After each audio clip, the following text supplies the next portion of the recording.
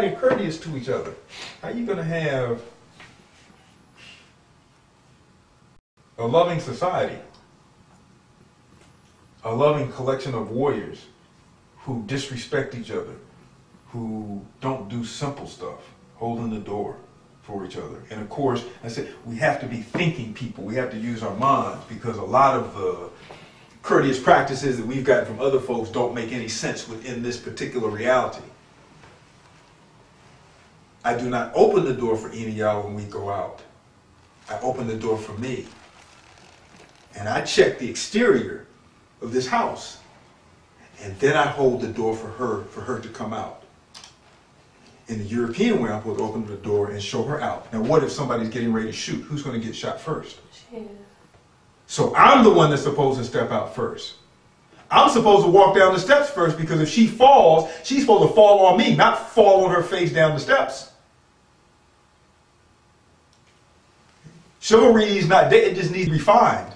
It needs to be redefined. It needs to be reconceptualized in African warrior terms.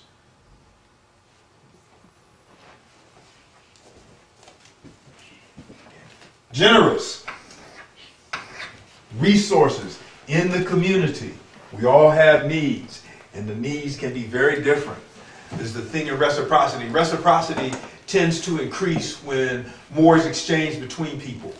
So it tends to increase between them. It tends to decline when either there's no exchanges, or one person gives a lot and the other person doesn't give anything. But we have to be smart enough to understand that things don't necessarily come in kind.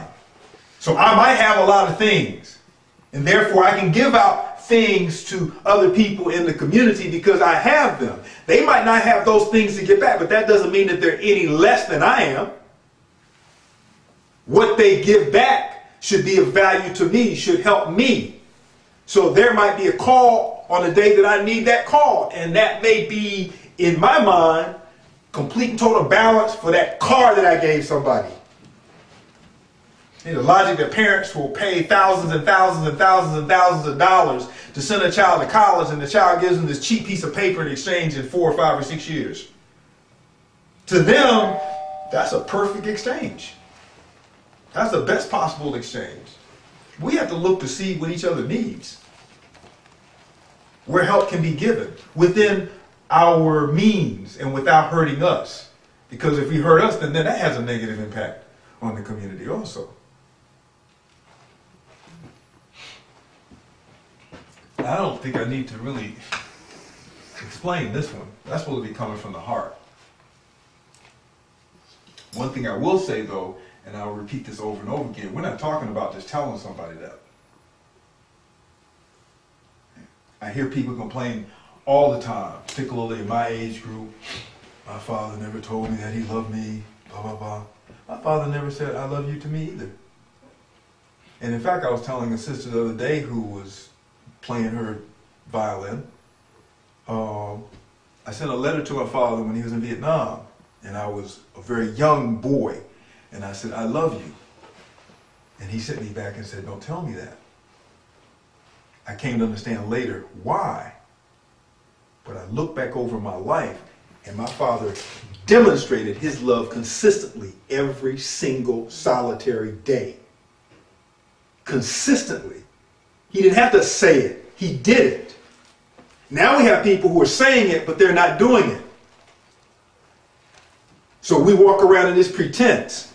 And I hear people constantly telling their children, I love you, but they're sending them to schools that are destroying their minds. They have them on diets that are killing them. They're giving them toys that are corrupting them. But 20, 30 times a day, I love you, I love you. No, you don't. Because if you did, you wouldn't be trying to kill me. I say the same thing to children who say, and they'll come in and they'll talk about mom, and they'll half do their work, and do you really love your mom? So why are you putting her through this? Why aren't you doing your work? If you loved her, then you would show that. I'm not talking about you say, I love you because I'm going to get this toy. You say you love grandma? Why?